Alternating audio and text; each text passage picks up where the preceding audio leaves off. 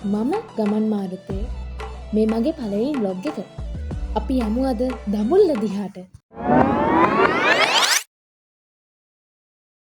දඹුල්ල ලෙන් විහාර සංකීර්ණය ලොව වඩාත් සම්භාවනාවට පාත්‍ර වූ බෞද්ධ විහාර වලින් එකක් වෙනවා.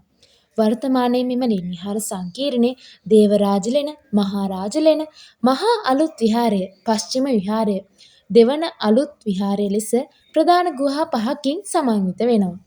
බෞද්ධ ප්‍රතිමා, දේව ප්‍රතිමා, ගුහා බිත්තිවල සිතුවම් කර ඇති චිත්‍රකර්ම ඉතිහාසයේ මුල් බෞද්ධ යුගය කරා ගෙන යනු ලබනවා. මෙම ලෙන් පහ අතරින් මහාරාජ ලෙනට ඉතා වටිනා වැදගත්කමක් තියෙනවා.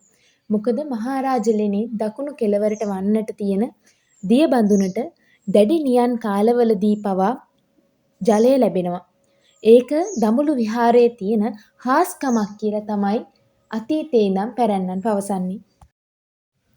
මුල් කාලීන වාර්තාවල සඳහන් වෙන්නේ 12 වන සියවසේ නිශ්ශංක මල්ල රජ දවස මෙහි සැතපෙන හිඳින බුද්ධ ප්‍රතිමා 73ක්ද නරේන්ද්‍ර සිංහ රජ වන විට සිතුවම් 1300ක් සහ 18 වන සියවසේ කීර්තිශ්‍රී රාජසිංහ රජ දවස ඊට අමතරව තවත් සිතුවම් 1000ක්ද කර වූ බවට සඳහන් වෙනවා.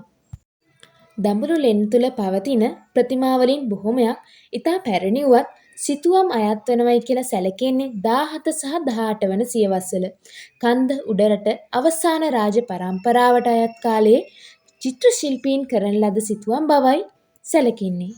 තවත් රූප රචනාවකින් හමුවන තෙක් ඔබට සුබ දවසක්.